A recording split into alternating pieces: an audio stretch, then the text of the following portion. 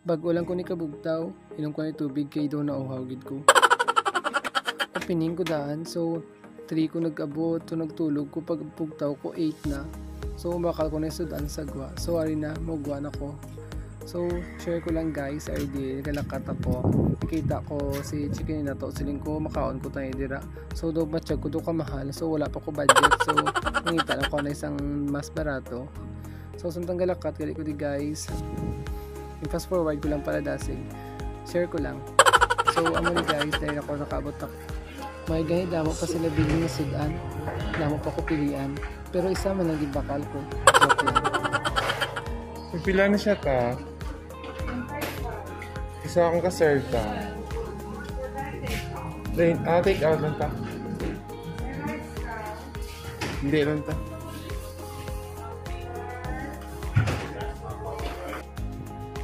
Then nakaabot ako sa boarding house, ay na sudan ko.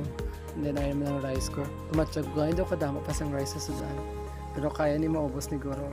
55 na siya gali guys, kamahal no. Pero nagutom big kuya guys, naman na makaon nagkit kuya. Kaya ano na oras na kabugtaw, siguro mga 8 na guro.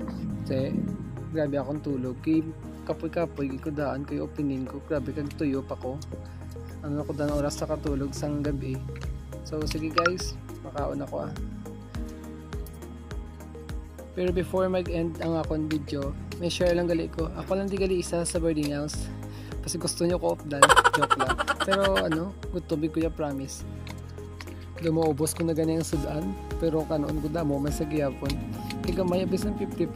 Kamahal na gaya subong sa mga balaklon. Pero wala na choice. Need na nitipiron.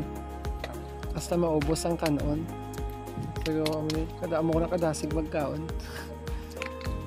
Ginagaway-gamay ko na lang ganyan sudan para makaigo lang sa kanoon ko wag hasta maubos ko. Sige na guys, hasta dira lang makaon ako. Salamat.